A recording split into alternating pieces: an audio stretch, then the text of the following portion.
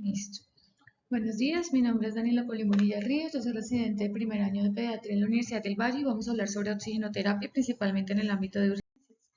¿Qué es la oxigenoterapia? La oxigenoterapia es el uso con fines médicos, es decir, terapéuticos del oxígeno suplementario con el fin de mejorar la oxigenación tisular, principalmente buscando ¿qué? Buscando corregir la hipoxemia, reducir el trabajo respiratorio y cardíaco y prevenir el daño orgánico generado secundario a una lesión tisular por la hipoxia.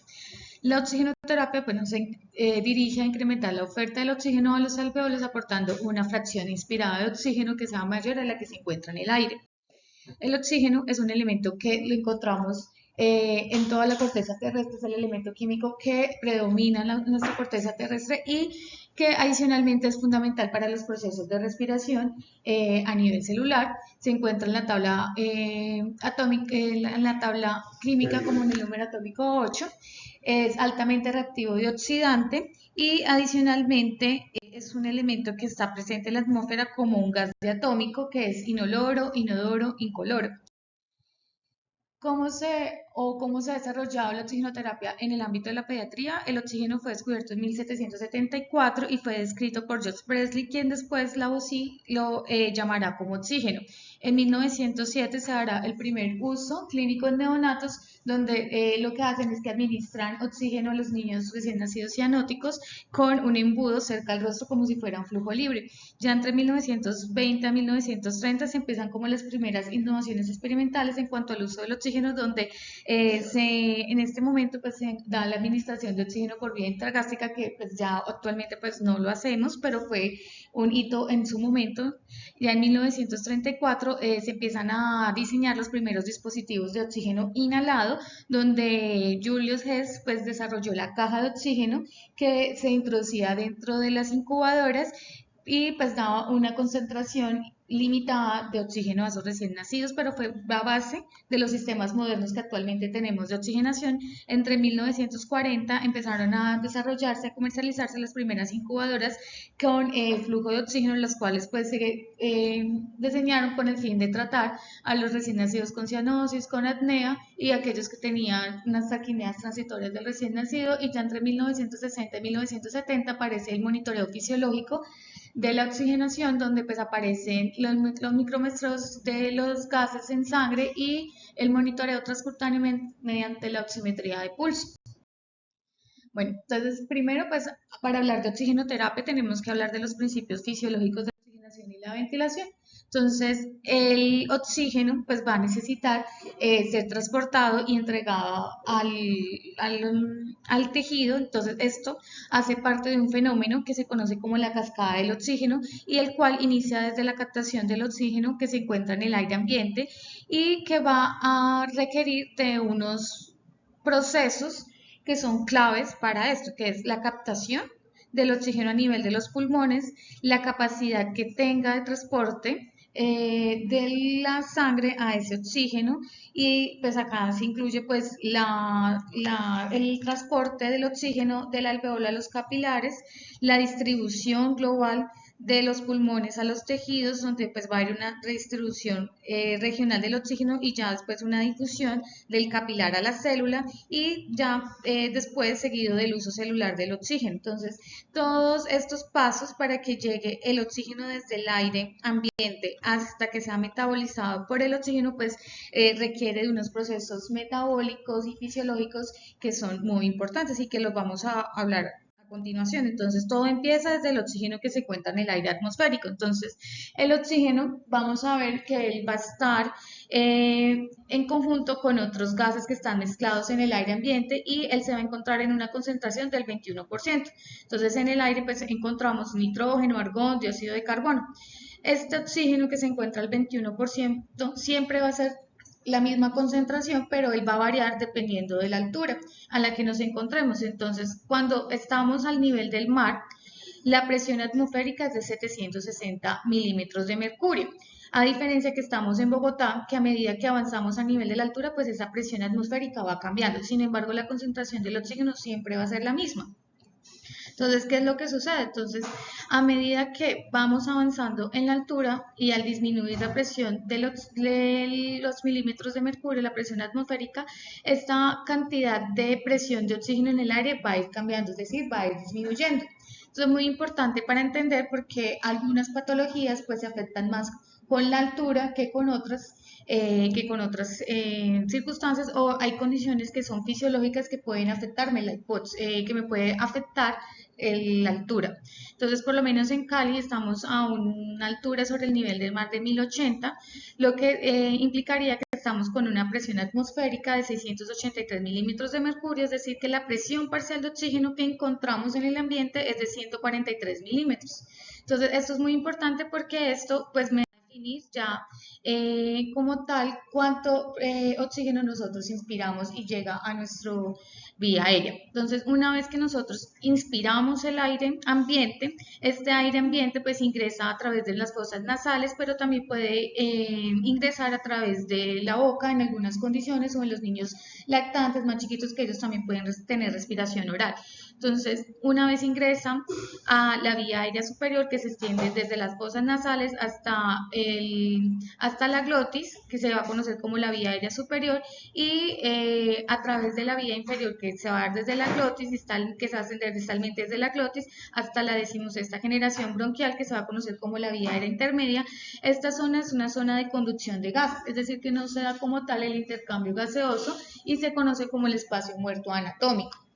Este espacio es muy importante, este espacio muerto anatómico y esta zona de conducción de gases, porque pues además de permitir que se conduzca el aire, el oxígeno también va a permitir la limpieza, la desinfección, la humidificación y la regulación de la temperatura de ese aire que nosotros estamos inspirando para que pueda ser tolerado por los alveolos. Entonces aquí, ya después de la 16ª generación bronquial, encontramos la vía aérea periférica, que corresponde a los bronquiolos, a los conductos alveolares y a los alveolos, que esta es la zona de intercambio de gases y se va a conocer como la zona respiratoria.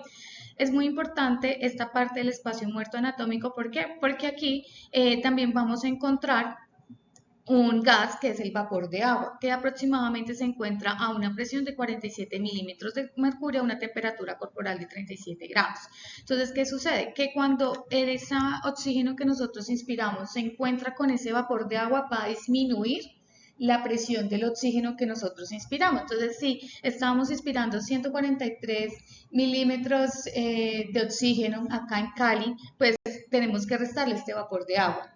Entonces, este corresponde a la primera caída del oxígeno, que es lo que vamos a ver acá en este esquema. Entonces, tenemos la presión del oxígeno que inspiramos, tenemos la primera caída del oxígeno que se da por este vapor de agua que se encuentra en el espacio muerto anatómico, y ya después vamos a encontrar la segunda caída del oxígeno. Y es que este oxígeno que llega a los alveolos se va a encontrar con un segundo gas, que corresponde al CO2, que al CO2 que se encuentra a nivel del capilar, él pasa al alveolo para ser finalmente expirado, para ser finalmente eliminado a través de la expiración. Entonces tenemos que restarle a esta presión alveolar de oxígeno este CO2 que se va a encontrar en el alveolo, y esto corresponde pues a la segunda caída del oxígeno. Vamos a ver que esto es muy importante porque esta presión alveolar del oxígeno me va a determinar el valor de la presión arterial del oxígeno, que es la que finalmente pues va a pasar al capilar. Entonces, ¿qué encontramos? Que cómo podemos aumentar esta presión alveolar del oxígeno. Entonces, a través de 3 mecanismos se puede aumentar. Es a través del aumento de la presión atmosférica, que lo podemos encontrar en situaciones como descender al nivel del mar, o mediante el uso de cámaras hiperbáricas podemos aumentar la fracción inspirada del oxígeno con la oxigenoterapia, dando más fracción, o también mediante la hiperventilación, ya que al aumentarse la frecuencia respiratoria, pues se barre ese CO2, lo que hace que se disminuya el CO2 y por lo tanto pues no se caiga tanto el oxígeno. Condiciones en las cuales pues o puede haber ocupación de este alveolo, o hay una disminución de la superficie, o a un aumento de la diferencia de las presiones, lo que hace que pues ahí se sucedan pues los estados de hipoxia que hablábamos anteriormente. En cuanto al transporte del oxígeno desde los pulmones a las células, entonces vemos que este oxígeno pues debe ser transportado y esto va a depender de la cantidad de oxígeno. El transporte va a depender de la cantidad de oxígeno que es transportada por la sangre, es decir, el contenido arterial del oxígeno, y esto va a depender de una unidad de tiempo que es el gasto cardíaco, es decir, de ese volumen por la frecuencia cardíaca. Entonces, en cuanto al contenido arterial, entonces esto va a depender de dos factores, y es que el oxígeno puede transportarse a través de dos mecanismos.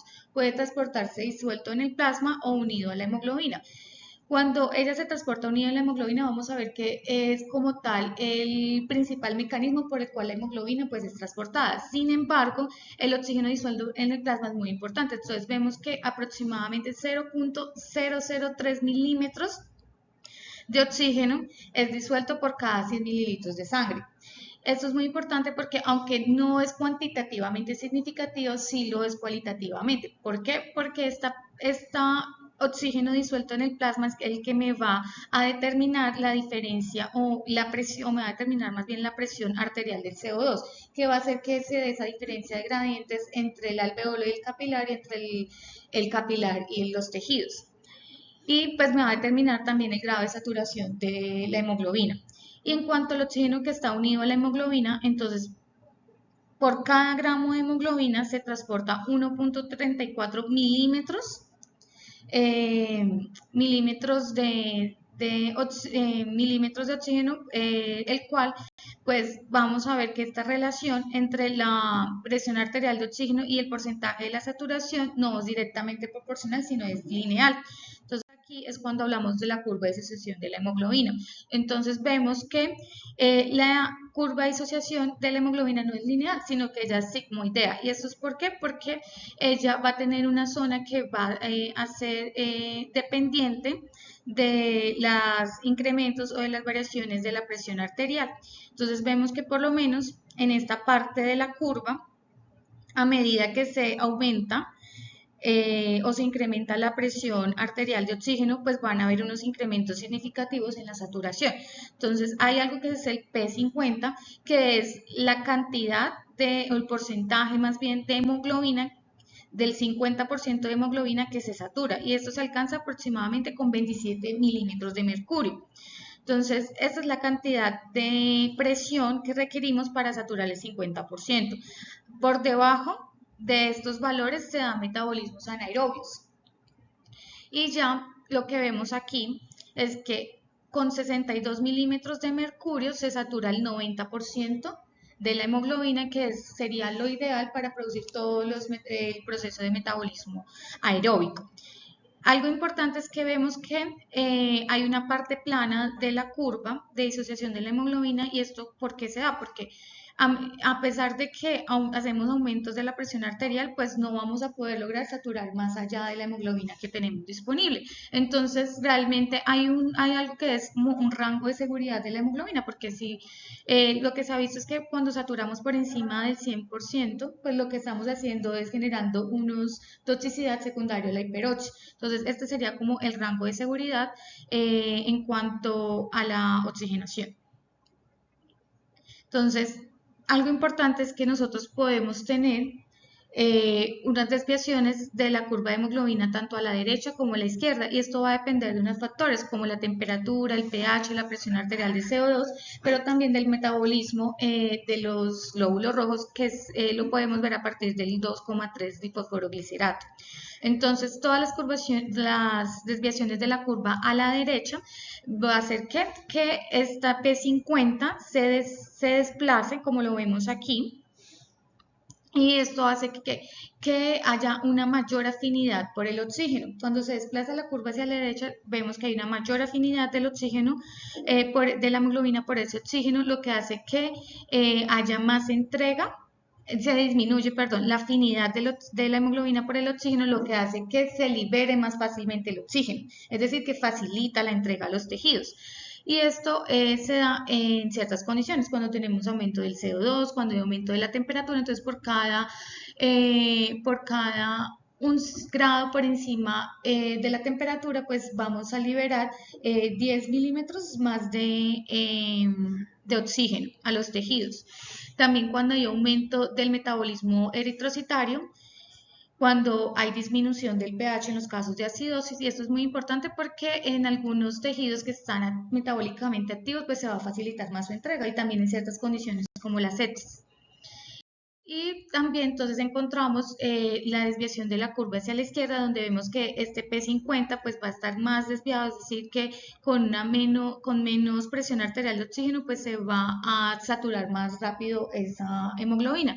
Entonces, ¿qué es lo que nos dice? Que hay una mayor afinidad, o sea, la hemoglobina atrapa más oxígeno, pero el problema es que no lo va a liberar tan fácil, es decir, que no se va a entregar tan fácilmente ese oxígeno a los tejidos, y esto va a ser secundario pues lo contrario, entonces a disminuciones del CO2, a disminución de la temperatura, a una disminución del metabolismo eritrocitario, con disminución del 2,3 bifosforoglicerato, y en los casos de las condiciones de acidosis. También en los casos de hifosfatemia, como se da en la cetoacidosis diabética y en la sepsis, donde esta hifosfatemia pues hace también que haya menos entrega y genera pues hipoxia tisular. Y en los estados fisiológicos, en el caso de la hemoglobina fetal en los recién nacidos. Entonces, una vez pues llega el oxígeno a la célula, entonces, ¿qué va a pasar? Entonces, ¿cómo se da pues esa entrega de oxígeno a los tejidos? Entonces, vamos a ver que en los tejidos, entonces, va a depender mucho de cómo se encuentra o de qué tan cercana se encuentra a esta célula al capilar. Entonces hay condiciones que van a afectar esta entrega del oxígeno a la célula, y es la distancia célula capilar. Entonces por lo menos acá vemos la célula 1 que está pegadita a este capilar, mientras la célula 2 está alejada. Entonces aquí pues va a haber una disminución de la entrega a esta célula. También va a depender de la distancia intercapilar, entonces no es lo mismo en la 1 o la 5 que están pegadas a este capilar que la 4 que está entre dos capilares. También va a depender del radio de capilar, entonces entre mayor radio haya de este capilar, pues más fácil va a ser entregarle oxígeno a esta célula. Va a depender también del metabolismo tisular, de la velocidad de difusión y del gasto cardíaco. Entonces por lo menos acá vemos una célula que, aunque está cerca de un capilar, es un capilar que no perfunde. Entonces aquí no llegaría oxígeno a esta célula. Y esto es muy importante, ¿por qué? Porque hay condiciones como el edema tisular, ya sea por incremento de la permeabilidad vascular o cuando hay una carga excesiva de líquidos, donde vamos a causar una alteración de esta difusión del oxígeno y por lo tanto pues podemos llevar estados de hipoxia celular. Entonces vemos que por lo menos esta distancia va a aumentarse, lo que va a hacer que pues no se pueda difundir adecuadamente el oxígeno. Entonces aquí cuando ya se produce la entrega del oxígeno del capilar a la célula, entonces vamos a ver unas diferencias de las presiones. Entonces vamos a ver una diferencia arteriovenosa, entonces representa la cantidad de oxígeno que los tejidos van a extraer de la sangre, y esto va a depender de qué, pues del contenido arterial del oxígeno y del contenido venoso del oxígeno. Y normalmente pues vamos a encontrar que esto va a reflejar el grado de utilización del oxígeno por los tejidos. También tenemos pues el consumo del oxígeno, y esto representa la cantidad de oxígeno que realmente es utilizada por ese tejido. Y esto va a depender del gasto cardíaco y de la diferencia arteriovenosa del oxígeno. Entonces vamos a ver que esto va a depender de esto, el consumo. Entonces, este consumo puede aumentar en condiciones fisiológicas como el ejercicio, pero también en casos de la fiebre, de sepsis, y va a disminuir en los casos de hipotermia, de reposo o también con el uso de los anestésicos. En pediatría, normalmente este consumo es de 2,4 a 3 mililitros de oxígeno por cada kilogramo de peso por minuto. Y tenemos algo que es muy importante, que es la tasa de extracción del oxígeno, que es el porcentaje del oxígeno capilar que es extraído de los tejidos. Y esto va a determinar el equilibrio entre el aporte y el consumo. Entonces aquí lo podemos ver mejor, esta relación entre el consumo y el aporte del oxígeno. Entonces vemos que hay una zona que va a ser dependiente del metabolismo aerobio. Entonces normalmente, ¿qué tenemos? Que tenemos acá el aporte del consumo. Entonces este aporte del consumo pues tiene una zona plana que es independiente del metabolismo anaerobio, pero cuando llegamos a este punto crítico vamos a ver que a pesar de que se aporte oxígeno aquí, entonces a pesar de que haya un buen aporte del oxígeno, si aumenta la tasa de extracción del oxígeno, pues se va a mantener constante este consumo. Pero cuando disminuye el aporte del oxígeno, pues tiene que trabajar más por debajo del punto crítico, entonces tiene que aumentarse más la tasa de extracción para compensar esa falta del aporte, pero llega un momento donde pues no va a ser suficiente la extracción porque no hay más oxígeno y esto va a hacer que finalmente pues se caiga el consumo del oxígeno y esto pues me va a llevar a una disminución crítica que finalmente termina en una hipoxia tisular. Entonces, vemos que esto pues va a estar relacionado con un equilibrio entre el aporte y la demanda del oxígeno. Y estas demandas del oxígeno, como pues hablábamos anteriormente, pues aumentan en condiciones como la fiebre, como la sepsis, que pues van a generar un desequilibrio, pues llevan a estados de hipoxia, acidosis metabólica, finalmente lesión tisular y muerte tisular.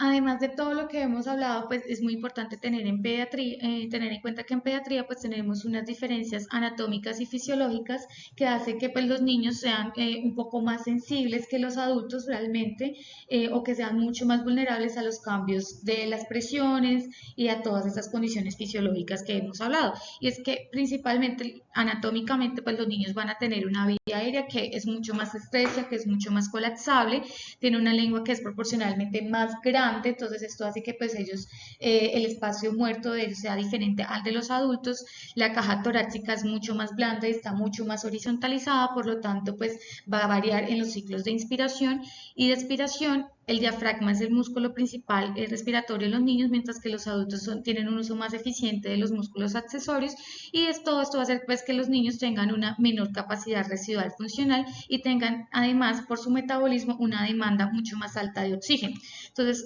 adicionalmente, la presión arterial de oxígeno en los niños va a diferir dependiendo de la edad de ellos. Entonces, por lo menos vemos que en los niños recién nacidos, pues ellos tienen presiones arteriales de oxígeno mucho más bajas que los adolescentes o los escolares y esto también es debido a que pues al nacer pues ellos pueden tener unos chun que son fisiológicos que es el ductus arterioso persistente el ductus arterioso permeable del recién nacido y el foramen oval cuando no se ha cerrado. Adicionalmente, pues el volumen de sangre de los neonatos en los niños y en los adolescentes pues varía. Es mucho mayor en los neonatos que en los escolares o en los adolescentes. Entonces, por lo menos acá es importante tener en cuenta que en el caso de los niños, condiciones como edema, inflamación de esta vía aérea de los alveolos, puede hacer que sea mucho más colapsable y que esos niños sean mucho más susceptibles a la hipoxia, a diferencia de un adulto cuando tiene una infección respiratoria. Entonces, entonces vamos a hablar de dos conceptos que son muy importantes, y es que es la hipoxia y que es la hipoxemia y que es la hipoxia. Entonces, la hipoxemia es la disminución de la presión parcial del oxígeno en sangre arterial que se establece por debajo de los 60 milímetros de mercurio, que fue lo que hablamos pues ahorita y vimos expresado en la curva de asociación de la hemoglobina. Entonces yo puedo tener hipoxemia en diferentes casos. Entonces puedo tener una hipoxemia por disminución de la presión inspirada del oxígeno, que es lo que hablamos anteriormente. Entonces cuando eso se da en condiciones donde hay una gran altura, donde va a haber menos presión de oxígeno, pero también lo puedo ver en condiciones donde el oxígeno está menos concentrado y es como en sitios donde no están bien ventilados o donde hay una mayor concentración de otros gases, como en el caso de los incendios, donde hay una mayor concentración del CO2. También tenemos la hipoxemia por hipoventilación en la que se da pues por disminución del volumen alveolar que está relacionado pues con la frecuencia respiratoria. Entonces, en estos casos yo puedo tener hipoventilación en casos de enfermedades neuromusculares, donde pues va a haber una disminución de esa respiración, entonces aumento el CO2. Puedo tener también en casos de obstrucción de la vía aérea donde va a haber una hipoventilación, entonces todo esto hace que se reduzca la presión arterial de CO2 y se aumente de oxígeno y se aumente la presión arterial del CO2. Puedo tener hipoxemia por trastornos de la difusión, entonces acá vemos condiciones como las neumonías, el edema intersticial, los trastornos de la difusión que está relacionado con edema y con neumonía. Entonces, lo que vemos, no va a haber posibilidad de que el oxígeno pueda difundir fácilmente por esa membrana alveolo capilar porque ya va a estar ocupada. Tenemos la hipoxemia por desequilibrio en la ventilación-perfusión, que acá encontramos en el caso por lo menos de las atelectasis, donde se colapsa el alveolo, entonces está la zona bien perfundida, pero no está ventilada. Y tenemos hipoxemias por incremento del Shunt, también que se da en los dos cortocircuitos de derecha a izquierda, entonces en el caso del ductus arterioso persistente. Y la hipoxia, entonces, ¿la hipoxia a qué se refiere? Entonces, esta como tal es la que denota la real insuficiencia de oxígeno a nivel tisular. Entonces, eso es cuando no hay suficiente oxígeno como tal ya en la célula. Entonces, podemos tener hipoxia hipoxémica, que es debida pues a todas estas condiciones que hablábamos anteriormente. Tenemos la hipoxia por deficiencia o afinidad en la hemoglobina, que es cuando pues el oxígeno no se une pues a esa hemoglobina, sea porque es deficiente o porque hay unas estructuras, en el caso de las anemias de células falciformes o en el caso donde la hemoglobina tiene mayor afinidad por el dióxido de carbono en las intoxicaciones por monóxido, donde pues no se va a unir la hemoglobina, el oxígeno de esa hemoglobina. Tenemos la hipoxia por isquemia, donde a pesar de que haya una concentración adecuada del CO2, pues no va a llegar a los tejidos porque pues ese tejido va a estar mal perfundido. Tenemos la hipoxia por anoxia histotóxica, donde en ciertas condiciones se va a bloquear la capacidad de la célula para recibir ese oxígeno. Entonces, hay buenas presiones de CO2, hay buen contenido de CO2, pero la célula no puede utilizarlo. Y esto se da en casos de intoxicación por cianuro. Y tenemos la hipoxia hipermetabólica, donde va a haber una mayor hidrólisis de ACTP, pero que no es proporcional a la síntesis. Entonces, ¿qué pasa? Entonces, en situaciones como los temblores, los estados o los estatus convulsivos o la estirotoxicosis, donde va a haber un aumento de la energía, pero pues no va a haber un aumento de la síntesis. Entonces, esto me lleva a una hipoxia hipermetabólica. ¿Cuáles son los síntomas y los signos clínicos de la hipoxia? Entonces vamos a ver acá en este esquema que los tejidos van a tener diferentes grados de tolerancia a los estados de hipoxia. Entonces el cerebro es el que menos va a tener tolerancia en estados menores de 3 minutos. Podemos encontrar grandes lesiones secundarias pues, a los estados de hipoxia. El hígado y el riñón tienen aproximadamente una tolerancia de 15 a 20 minutos, mientras que el músculo liso vascular pueden tener hasta 24 hasta 72 horas de tolerancia. Entonces, ¿qué vemos en los casos de hipoxia? Entonces, a nivel de los sistemas, encontramos que en el sistema nervioso, pues como es el que menos tolerancia tiene a los estados de hipoxia, pues va a ser como el que el primero va a manifestar esos estados de hipoxia. Y es a partir de comportamiento, lo podemos ver hasta a partir de signos tan sutiles como es un cambio en el comportamiento. En los niños, muy importante, los estados de irritabilidad, en los casos de euforia, delirio, podemos encontrar ya en estados más avanzados convulsiones y el estado comatoso. A cuanto al nivel cardiovascular, pues podemos encontrar un aumento del gasto cardíaco que trata de compensar pues esa falta de oxígeno, palpitaciones, taquicardia y ya posteriormente estados de hipotensión y de shock. En el sistema respiratorio podemos encontrar disnea, podemos encontrar cianosis, hipertensión pulmonar, que ya son estados más avanzados de hipoxia, que lo podemos encontrar en estados más avanzados de hipoxia. A nivel del sistema renal podemos encontrar que pues, va a haber un aumento en la retención de sodio de agua y ya en estados más avanzados encontramos estados de acidosis láctico y acidosis y de necrosis tubular renal. Y a nivel muscular, pues vamos a encontrar este paciente pues muy relacionado con las alteraciones del sistema nervioso central, debilidad, temblor, hiperreflexia e incoordinación. Entonces vemos que como tal, pues los estados de hipoxia pues tienen múltiples manifestaciones. ¿Cómo podemos realizar la evaluación de la ventilación y la oxigenación? Entonces hay diferentes parámetros a nivel de pues, nuestra consulta, a nivel de las urgencias, pues una forma rápida y económica es a través de la pulsoximetría, la cual pues nos va a medir pues cómo se encuentra esa oxemia, realmente es lo que pues miramos a través del saturador y ya a nivel de los gases arteriales pues podemos medir la presión arterial de oxígeno, la presión arterial de CO2, el pH y el lactato, que este lactato pues se va a ver elevado en los casos de hipoxia tisular.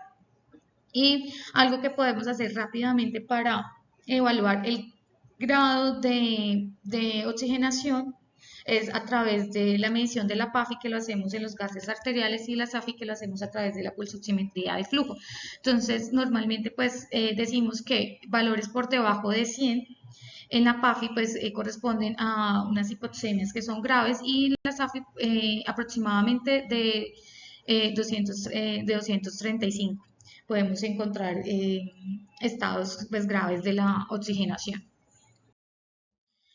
Bueno, entonces ahora vamos a hablar en cuanto a las indicaciones de la oxigenoterapia. Entonces, el inicio de oxígeno suplementario, entonces, va a ser indicado en diferentes circunstancias, en diferentes situaciones. Entonces, cuando tenemos una presión arterial de CO2 menor de 60, o que correspondería a una saturación menor de 90%, en el caso de que haya sospecha o signos clínicos de hipoxemia, en los casos donde hay un trauma cráneoencefálico severo, trauma medular, porque como vimos anteriormente, todos esos estados pues nos puede llevar a hipoventilación, lo que pues, va a terminar en una hipoxemia y posteriormente en una hipoxia.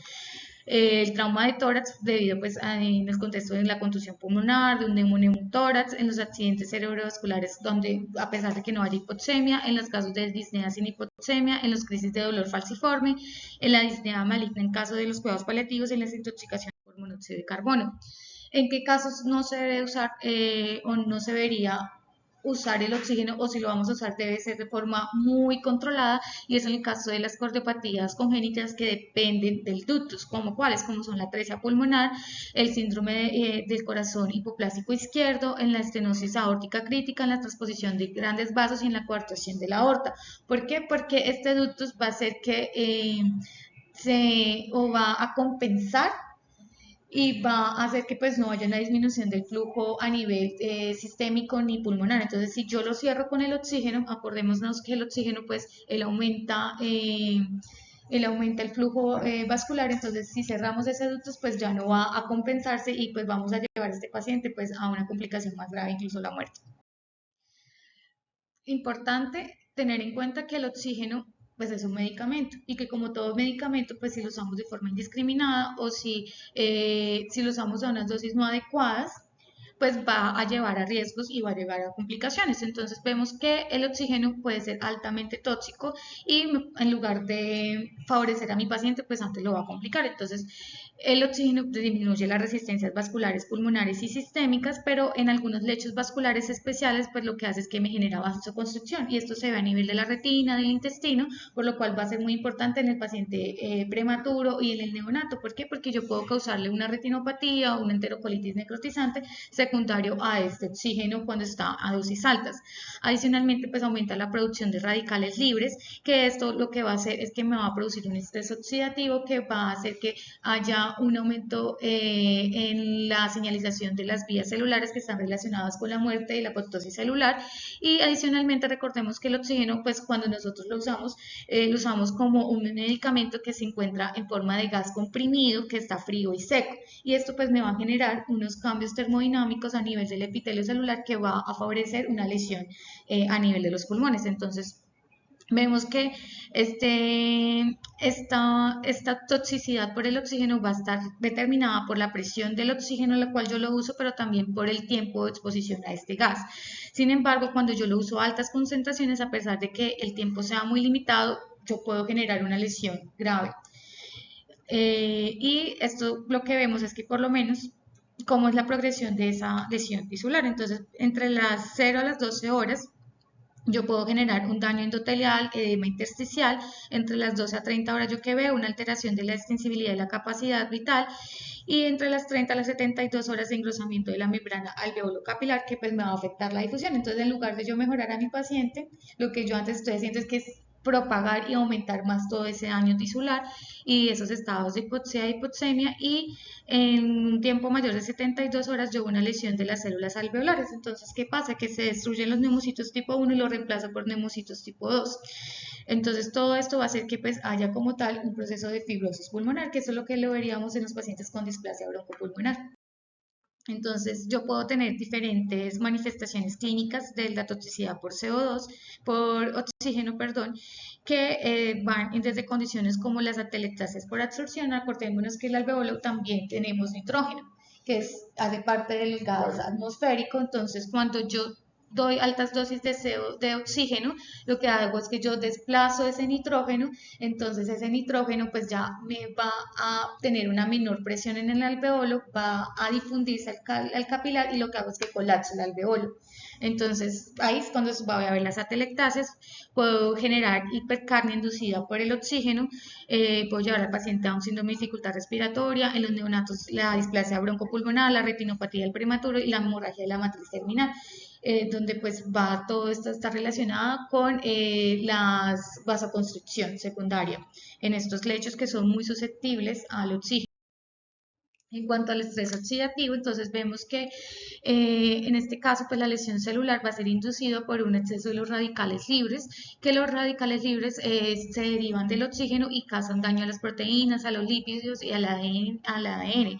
En nuestro organismo nosotros tenemos normalmente unas defensas que son antioxidantes, hacen parte pues de esto, la superoxido dismutasa, las catalasas, el glutatión peroxidasa, que ella lo que va a hacer es que ella va a generar un equilibrio entre estos radicales libres como el superóxido, el peróxido de hidrógeno y el radical hidroxilo. Entonces, cuando hay un desequilibrio entre estos radicales libres y mis defensas antioxidantes, pues es cuando se va a producir el daño por estos radicales a nivel celular. Adicionalmente, lo que hablábamos anteriormente, entonces el oxígeno se encuentra en forma de gas comprimido que está seco y frío, pero como lo hablábamos al inicio, pues el oxígeno cuando nosotros lo aspiramos, nuestro sistema, nuestras vías de conducción aérea, pues ella lo humidifica, regula su temperatura para que sea bien tolerada por el oxígeno. Entonces, si yo no humedezco o yo no modifico de forma artificial o este oxígeno, pues yo voy a entregar un oxígeno que está seco y que está frío y que esto me va a generar un daño a nivel estructural y es que va a generar que haya una pérdida de la función ciliar, que haya destrucción de estos cilios, que haya una alteración de la estructura del epitelio de la vía aérea, lo que va a hacer que haya una ulceración de la mucosa, que se pierda el surfactante, que haya cambio en la citología traqueal y todo esto hace que se pierda esa función ciliar. Entonces, al perder la función ciliar, yo lo que hago es que se pierde el surfactante, se va a espesar esas secreciones, van a ser más difíciles que salgan, yo puedo generar una telectasia secundario a eso, entonces genero más daño. Adicionalmente, pues genero daños fisiológicos precisamente por la destrucción de esa estructura ciliar, entonces hay una disminución del lavado mucociliar, se incrementa la viscosidad de estas mucosas, se disminuye la distensibilidad celular, se aumenta la resistencia de la vía aérea por la presencia de esas secreciones viscosas y esto pues me va a incrementar el chum pulmonar y el espacio muerto anatómico. Adicionalmente, pues a nivel clínico, entonces yo que voy a ver que ese paciente pues va a tener mayor retención de secreciones, va a tener obstrucción por moco que me lleva a la telectasia, entonces si el paciente tiene una telectasia pues se me incrementa el trabajo respiratorio y incremento el chum. Entonces perpetúo la hipoxia en estos pacientes. En cuanto, bueno, ahora vamos a hablar en cuanto a los sistemas de suministro de oxígeno. Entonces, tenemos diferentes sistemas de suministro de oxígeno. La elección de estos sistemas de entrega de flujo de oxígeno va a depender de los requerimientos de oxígeno de mi paciente. Entonces, hay condiciones donde vamos a requerir altas, vamos a requerir pues suplencia o soporte de oxígeno y en otras pues no tanto. Entonces esto pues depende de qué. Entonces hay condiciones como la bronquiolitis, la neumonía, el asma, el tromboembolismo y la retirada de la mecánica, de la ventilación mecánica, donde pues va a requerir que a mi paciente le entregue oxígeno, pero hay condiciones que van a demandar una mayor cantidad de oxígeno como es el shock, la sepsis, el politrauma, la anafilaxis y la intoxicación por monóxido. ¿De qué depende de qué sistema yo elijo, no? Entonces todo depende pues del tipo de insuficiencia respiratoria que yo tenga, o más bien que mi paciente tenga, del evento o la enfermedad desencadenante, de los aspectos fisiológicos y anatómicos de ese paciente y del nivel de tolerancia y confort del dispositivo. Eso es muy importante, sobre todo en pediatría, porque cuando mi paciente está incómodo, pues va a estar irritable. Y si mi paciente está irritable, pues hace mayor trabajo respiratorio. Entonces, antes en lugar de yo adecuar y proporcionarle una adecuada soporte de oxígeno, lo que yo estoy haciendo es que mi paciente se hiperventile y no le llegue el suficiente oxígeno, entonces perpetúo yo esa condición de hipoxia y hipoxemia. Entonces yo tengo sistemas que pueden ir desde el bajo flujo, escalonarlos a sistemas de alto flujo, tengo los sistemas de ventilación mecánica no invasiva, como el BiPAP, el CPAP, tenemos la ventilación mecánica invasiva y finalmente, que pues lo ideal sería no llegar a este punto, es la oxigenación con membrana extracorpórea. Para administrar oxígeno, entonces yo necesito de diferentes elementos que son las fuentes de oxígeno, los flujómetros, los humidificadores y los mezcladores. Entonces las fuentes de oxígeno entonces son aquellas fuentes donde se obtiene pues el oxígeno normalmente como pues se obtiene a partir del aire ambiente. Esto pasa por un compresor, después pasa a una unidad de refrigeración, donde pues lo van a pasar por condensación, pasa aire líquido, eso pasa a un filtro y después se destila.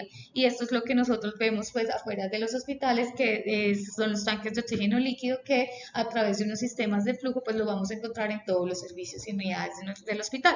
Pero también lo podemos encontrar mediante los cilindros de oxígeno, que es la forma en la que nosotros lo transportamos, que lo conocemos como las balas de oxígeno, y que nos sirve pues en los casos de transporte. Entonces tenemos acá el flujómetro, que el flujómetro me sirve para medir la cantidad de flujo de oxígeno que pues yo voy a entregar a mi paciente. Tenemos los humidificadores, en los cuales pues se agrega agua destilada estéril y se conecta pues al flujómetro y a la fuente de oxígeno para proporcionar humidificación de ese oxígeno, para que pueda ser mejor tolerado por los alveolos y prevenir todo ese daño que se genera por el aire seco frío. Y tenemos el mezclador de aire oxígeno, el cual se va a mezclar el oxígeno procedente de la fuente y el oxígeno procedente del aire, con el fin de dar una FiO2 conocida y estable. Que esto sobre todo es de importancia en las unidades neonatales, donde pues conocemos los dispositivos como los neoblender.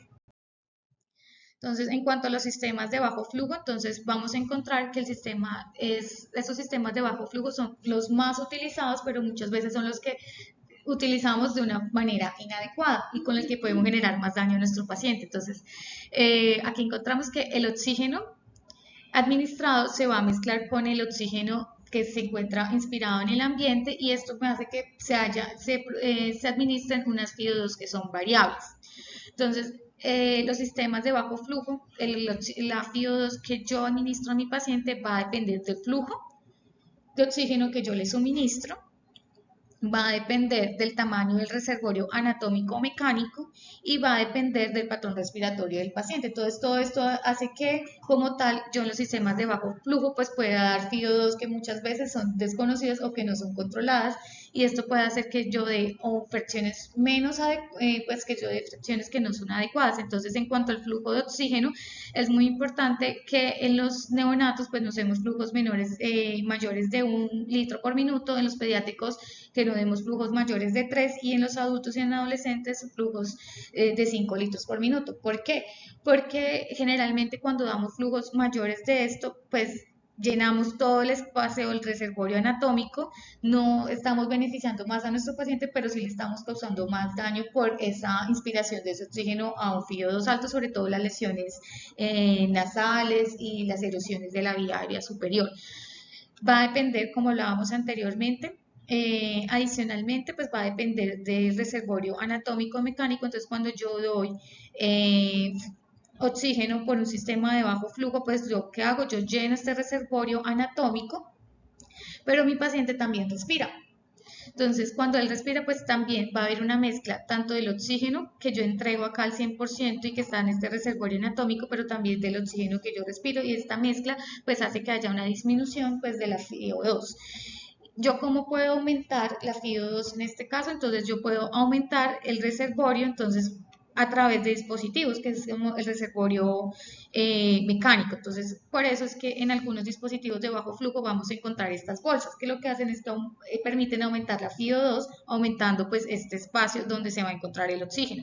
Y va a depender del patrón respiratorio del paciente, porque lo que hablábamos anteriormente. Entonces, el paciente también respira aire que se encuentra en la atmósfera. Entonces esta combinación del FiO2 que yo estoy dando en el oxígeno y del FiO2 que él inspira, pues se mezcla y hace que pues se dé un FiO2 diferente, o se varíe el FiO2.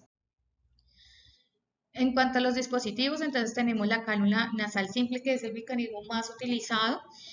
Con la cánula nasal simple yo puedo dar, pues estos sistemas son flujos dependientes, entonces con flujos de 1 litro yo puedo dar FiO2 del 24, del 2, del 28, y así sucesivamente se aumenta 4% de la FiO2. Sin embargo, pues estos dispositivos, pues importante, ellos son muy bien tolerados, en el sentido que el paciente puede comer, puede hablar, pero pues para algunos niños puede ser bastante incómodo y puede generar lesiones a nivel en las zonas de fijación. Tenemos la máscara facial simple, que es la máscara facial simple, entonces vamos a ver que ella tiene unos agujeros laterales por los cuales entra y sale oxígeno. Entonces, por esos agujeros, entonces es importante tener en cuenta que yo debo dar flujos mayores de 5 litros, porque si yo doy flujos menores de 5 litros por minuto, hago que mi paciente inhale CO2.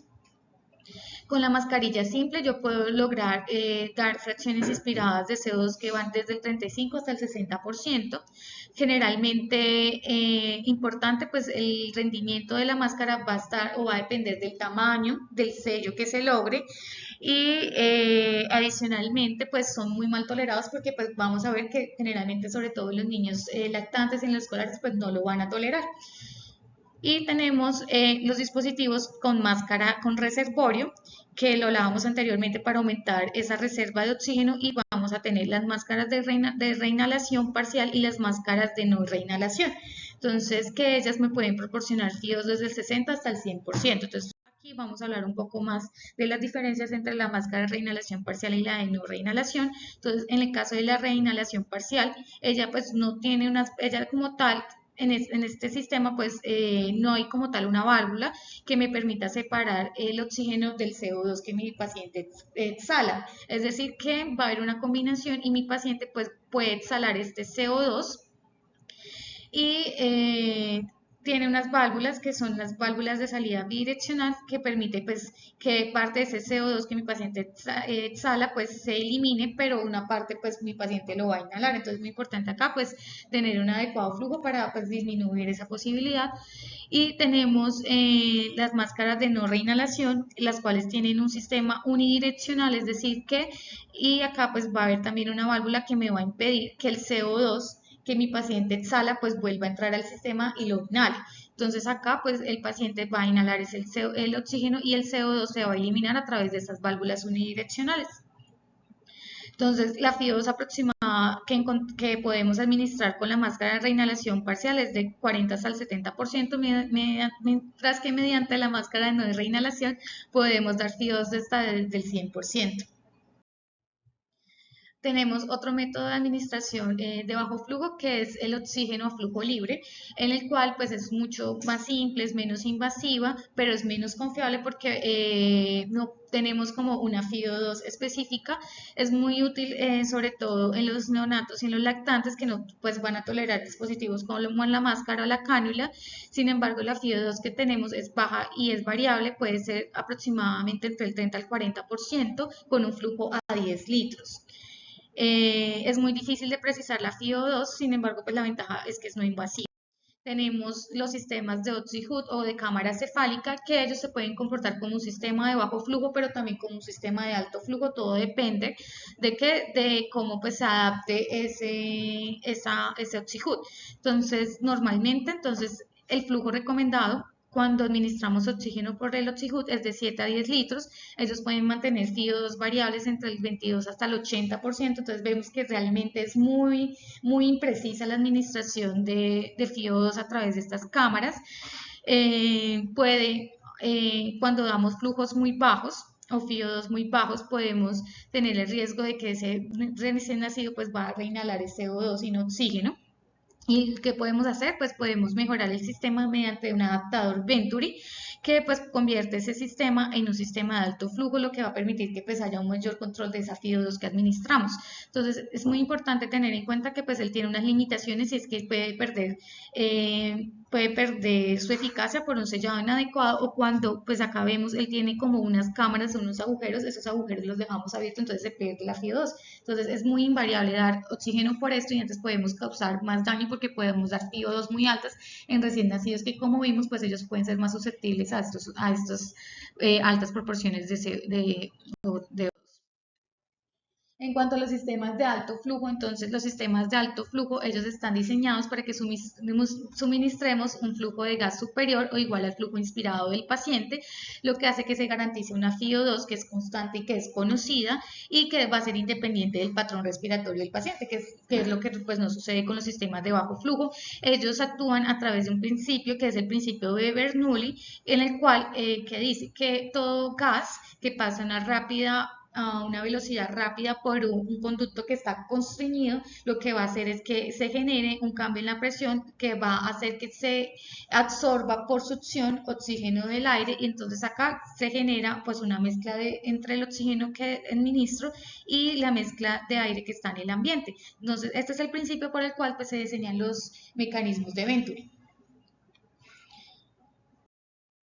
Las ventajas de los sistemas de alto flujo es que ellos van a satisfacer las demandas de flujo inspiratorio pico del paciente, entonces ellos dan un FIO2 que está por encima de ese pico inspiratorio de mi paciente, proporcionan la totalidad de la atmósfera inspirada, aseguran una FIO2 que va a ser constante, que va a ser conocida y predecible, y lo que puede hacer que pues tengamos FIO2 más confiables. Adicionalmente, estos proveen una humidificación adecuada de los gases, posibilitan el calentamiento de los gases inspirados y la FIO2 va a ser independiente del patrón respiratorio, que esto es muy importante. Entonces, dentro de los sistemas de alto flujo tenemos el sistema Venturi y las cánulas de alto flujo. Entonces, el sistema Venturi o lo podemos encontrar como un Venturi que tiene una ventana de succión que es fija y aquellos que tienen una ventana de succión variable. Entonces, los sistemas de ventana con succión fija, entonces ellos, como vemos, van a tener diferentes colores. Cada color va a corresponder pues a una construcción diferente de este conducto que va a hacer que me dé una fracción inspirada cada uno de CO2 esperada y esto va a depender de qué, del flujo que yo le administre. Por lo tanto, la eficacia de este sistema va a depender del flujo que yo le ponga. Entonces, si yo quiero ponerle a mi paciente una FIO2 del 60%, pues yo no le puedo poner un flujo del 10%, porque si no, pues yo no estoy dando como tal este flujo, este FIO2. Entonces, es muy importante siempre que lo tengamos en cuenta cuando pues pongamos un dispositivo Venturi a nuestro paciente. Ya en cuanto a los Venturis de ventana de succión variable, pues el orificio de entrada del aire ambiental es ajustable y va a ser regulado por unas válvulas que va a modificar la cantidad de aire que se mezcla y se va a adaptar al patrón respiratorio del paciente. Sin embargo, puede haber pérdida en la precisión del FIO2 con esos sistemas. En cuanto a la cánula nasal de alto flujo, pues es un sistema de soporte no invasivo en el cual se va a administrar mezclas de aire y oxígeno que van a ser calentadas y modificadas a través de una cánula nasal que es específica para ese sistema y los flujos van a ser significativamente superiores a los de la oxigenoterapia convencional. Entonces, en términos operativos, se considera que un alto flujo entonces está dado por un flujo mayor de 1 litro por kilogramo minuto en pacientes hasta de 10 kilos y un flujo de 10 litros por minuto en pacientes que pesen más de 10 kilos. La cánula nasal de alto flujo entonces va a administrar altos flujos tanto de oxígeno como de aire mezclados que van a estar entre los 3 a los 50 litros por minuto. Yo puedo dar FIO2 variables que van desde el 21% hasta el 100% porque acá pues lo que realmente es como la base de la cánula de alto flujo es precisamente el flujo que yo estoy dando. Entonces yo puedo dar FIO2 del 21% pero a altos flujos. Va a estar pues de acuerdo a una temperatura corporal y con una temperatura relativa del 95 al 100%. Entonces, la cánula de alto flujo, pues ella usa un circuito o una interfaz que está especialmente diseñado para dar este alto flujo. Entonces, este circuito está compuesto por un humidificador. Tenemos acá una manguera corrugada que va a comportarse como el espacio muerto de este flujo y tenemos la cánula nasal, que estas cánulas nasales están adaptadas y en el mercado, pues dependiendo de la casa comercial, pues se encuentran diferentes tamaños dependiendo de la edad del paciente. Y tenemos acá el flujómetro y el mezclador del aire oxígeno. Entonces, esta cánula de alto flujo, entonces ella me va a dar un flujo específico, que este flujo que va a ser mucho más alto que el pico inspiratorio del paciente. Entonces, acá vemos que se van a llenar completamente pues estas reservas de oxígeno a nivel del espacio muerto anatómico. Las ventajas de la cánula de alto flujo, entonces ella provee pues calentamiento y humidificación del oxígeno, lo que va pues disminuir la inflamación de la vía aérea, va a evitar que pues haya una disfunción mucociliar y aumenta la resistencia, ahorra pues energía del paciente porque va a disminuir el trabajo respiratorio de él, lo que va a mejorar la compliance y la conductancia pulmonar. Además, disminuye o reduce la resistencia inspiratoria, ya que se supera el pico de flujo inspiratorio del paciente, genera un lavado del espacio muerto porque se va a reemplazar el CO2 del espacio muerto nasofaríngeo con el aire fresco que estamos suministrando a partir del flujo de oxígeno, que me mejora la eficiencia respiratoria. Adicionalmente, como yo estoy dando un alto flujo, hay algo de presión positiva que se entrega en el sistema, aproximadamente entre 4 a 6 centímetros de agua, lo que va a evitar el colapso alveolar, recluta alveolos y aumenta la capacidad funcional residual. Y lo más importante, pues que yo doy una FiO2 que es conocida y regulable, que se puede ajustar entre el 21 al 100% la FiO2, dando flujos hasta de 2 litros por kilogramo minuto. Y teniendo una muy buena tolerancia porque mi paciente puede comer, puede hablar con la cánula de alto flujo. A diferencia de otros sistemas de ventilación no invasiva como el CPAP, que es mucho menos tolerado. Las indicaciones de uso, entonces actualmente cada vez se han ido ampliando más las indicaciones de la cánula nasal de alto flujo. Los primeros estudios se han realizado en pacientes con bronquiolitis, sin embargo a partir de los estudios de los pacientes con bronquiolitis se han ampliado a indicaciones como el asma, ya que pues va a disminuir el trabajo respiratorio precoz en estos pacientes. En el caso de neumonía, sobre todo en aquellos donde tienen un componente obstructivo importante, los casos de la obstrucción de la vía aérea superior, sobre todo cada vez más en los casos de laringitis post-extubación, además en aquellos donde hay una alta necesidad de oxígeno, en los casos de hecho séptico, anafilaxia o sepsis, donde requieren un elevado aporte de oxígeno, en los casos de la transición post-ventilación, entonces donde yo retiro ventilación invasiva o no invasiva para facilitar ese destete progresivo del oxígeno. Y también pues se ha descrito en el síndrome de estrés respiratorio leve a moderado en los recién nacidos y los pretérminos para prevenir la necesidad de intubación. Entonces ya vamos a hablar un poco más acerca de la evidencia sobre estos usos. En cuanto a los criterios de exclusión, entonces yo en qué pacientes debería reconsiderar o evaluar si poner cánula nasal de alto flujo o no, en aquellos donde hay depresión de la conciencia, esos pacientes pues van a requerir el soporte invasivo. En los casos de inestabilidad hemodinámica, en neumotórax, que eso también pues, se está reevaluando, en los casos donde yo tengo una acidosis metabólica, una acidosis respiratoria con hipercapnia, en los pacientes hipercápnicos pues yo no debería usar cánula nasal de alto flujo en aquellos donde hay deformidad anatómica, traumatismo de la región nasofaríngea o fractura de la base del cráneo, precisamente por esos altos flujos que yo administro a nivel de ese reservorio anatómico nasofaríngeo. Entonces, ¿cuáles son los parámetros de uso para la cánula nasal? Entonces, yo puedo administrar una FiO2 mínima para lograr el oxígeno entre el 95 al 97%. Entonces, la ideal sería yo empezar con fracciones inspiradas mínimas con una temperatura de 37 y una humedad relativa del 100%. No hay consenso universal sobre el flujo óptimo de inicio. Lo que pues mencionaba actualmente, realmente todos los estudios pues se basan sobre las recomendaciones que se han evidenciado en los estudios de bronquiolitis aguda, pero pues hay unos flujos que se han ido recomendando a medida que pues ha aumentado la evidencia, o sea que el niño que pesa menos de 10 kilos deberíamos iniciar con 1 a 2 litros por kilogramo minuto, con un flujo máximo hasta 20 litros por minuto, en aquellos que pesan entre 10 y 20, 1 litro por kilogramo minuto, aquellos que pesan entre 20 a 40 de 0.8 hasta 1 litro, y en los adolescentes hasta 1.1 litros por kilogramo minuto. En general, como vemos, la recomendación es empezar con 1 litro por kilogramo minutos como el flujo seguro para iniciar. Y algo muy importante es que yo una vez inicio la cánula de alto flujo, pues yo debo hacer una reevaluación para ver si mi paciente responde o no. Y lo ideal es que esa reevaluación yo la hago entre los 60 a los 90 minutos tras iniciar la cánula de alto flujo. Hay unos predictores que son como que me dicen si el paciente va a responder o no, y es que mi paciente haga una hipercapnia. Si mi paciente presenta una hipercapnia secundario o después del inicio de la cánula de alto flujo, pues se va a asociar con un alto riesgo de falla del dispositivo, por lo cual yo debería pensar en cambiarlo a otro dispositivo como una no invasiva o una mecánica invasiva. Entonces, una vez yo inicié mi cánula de alto flujo, mi paciente ha mejorado. Cuando considero yo retirar la cánula, entonces cuando hay mejoría respiratoria, es decir, que haya disminución o resolución del trabajo respiratorio, cuando ya pues, mi paciente logre una frecuencia respiratoria acorde a la edad, cuando yo tenga estabilidad hemodinámica, logre unas adecuadas saturaciones de oxígeno, entre el 92 al 94%, con FiO2 entre el 40 al 30%, cuando pues mi paciente tenga un buen estado general, haya una tolerancia al descenso progresivo de ese flujo y mi paciente pues tolere sin signos de fatiga o dificultar la alimentación oral.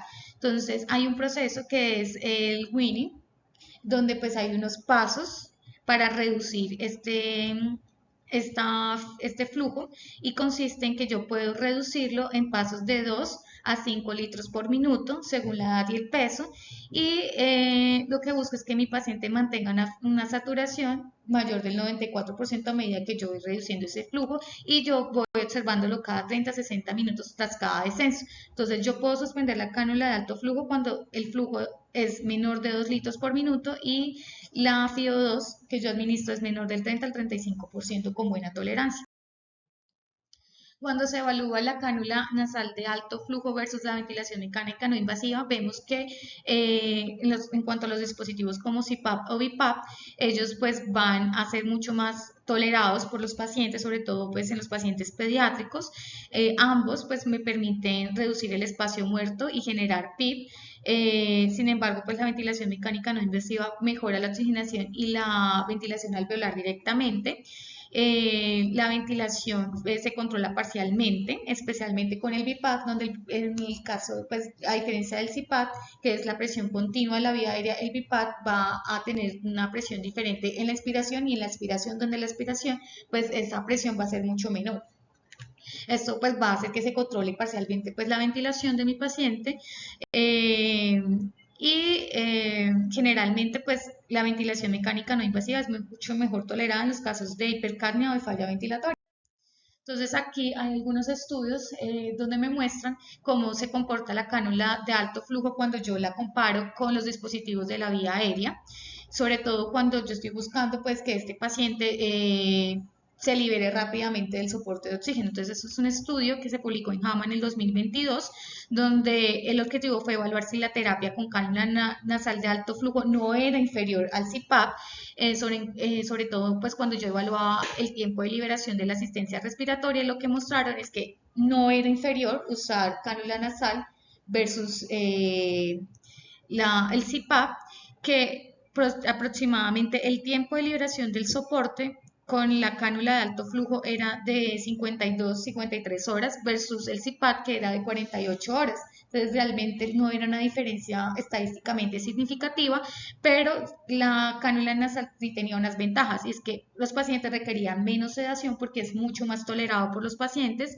tenían adicionalmente una duración media en cuidados intensivos de 5 días frente a 7 días cuando se usaba la cánula, el CPAP, tenían una duración de estancias menos prolongadas comparado con los 13 días cuando usaban cánula de alto flujo versus 19 días cuando se usaba un dispositivo como el CPAP y tenían menos frecuencia de efectos secundarios o eventos adversos como el traumatismo nasal que era mucho más frecuente cuando se usaba el CPAP versus a la cánula de alto flujo que nomás era el 6%. Entonces aquí encontramos las diferencias que era pues mucho más significativo estos desenlaces, sobre todo respecto a la sedación y bueno, el tiempo de liberación, en cuanto a la duración en la unidad de cuidado crítico, en cuanto a la estancia hospitalaria y en cuanto a la sedación. Este es un estudio que se publicó en el 2024 también en JAMA, entonces acá lo que hicieron fue que evaluaron los protocolos de cánula nasal de alto flujo basados en el peso por fuera de la UCI, que eso es lo más interesante y lo bonito de este estudio. Entonces ellos evalúan cómo es esa reducción de los ingresos en la UCI cuando yo utilizo la cánula nasal de alto flujo en lugares fuera de la UCI como son los lugares o los sitios de urgencias y de hospitalización. Entonces ellos lo que hicieron fue que evaluaron como esa transición. Entonces en los hospitales donde solamente evaluaron 18 hospitales infantiles con una población de 86.046 pacientes que iban entre los 0 a los 24 meses, tenían unas edades que estaban por encima de las 36 semanas de edad gestacional y cursaban con bronquiolitis. Entonces ellos lo que hicieron fue que evaluaron entonces en aquellos donde solamente se usaba la cánula nasal de alto flujo en las unidades y lo compararon cuando empezaron a hacer la transición de empezar a usar por fuera de las unidades en los sitios de urgencias y encontraron que cuando se usaba fuera la cánula, cuando se usaba la cánula nasal con unos protocolos basados en el peso y por fuera de las unidades de cuidado intensivo se reducía anualmente el ingreso a las unidades de cuidado intensivo hasta en un 6%. Entonces, esto nos invita a que nosotros desde el área de urgencias pues aprendamos y iniciemos protocolos para el inicio precoz de las cánulas de alto flujo para prevenir que ese paciente tengamos que escalonarlo a soportes ventilatorios más invasivos. Y este es un metaanálisis en el cual pues evalúan los desenlaces que están relacionados con el inicio temprano de la cánula nasal de alto flujo, y lo que encontraron es que pues fueron 10 estudios donde se incluyeron 7.762 pacientes, y ellos tomaron estudios donde se comparaba la cánula de alto flujo con la oxigenoterapia convencional y la no invasiva, y también pues evaluaban desenlaces como las tasas de intubación, las tasas de ingreso en UCI, la duración de la estancia en UCI o en el hospital y los eventos adversos y la mortalidad. Entonces, lo que encontraron es que en el caso de la cánula de alto flujo, pues disminuía la intubación versus la oxigenoterapia convencional, se disminuía la estancia en UCI versus la ventilación mecánica no invasiva, y se disminuía la mortalidad versus la ventilación no invasiva. Entonces acá pues, vemos los diferentes estudios que pues lo que me daría a favor acerca cuando yo la comparo con la oxigenación convencional, y realmente pues no hay muchas diferencias cuando se utiliza con la ventilación mecánica no invasiva, pero lo que vemos en cuanto a la ventilación mecánica no invasiva es que disminuye los eventos, más que los eventos adversos, aumenta la tolerancia y disminuye un poco pues el uso de la sedación y la estancia hospitalaria. Entonces, en conclusión, pues el oxígeno es un medicamento que la administración debe ser indicada, dosificada y monitorizada cuidadosamente. Es beneficioso, pero tiene efectos adversos si lo usamos de forma en exceso o inadecuada.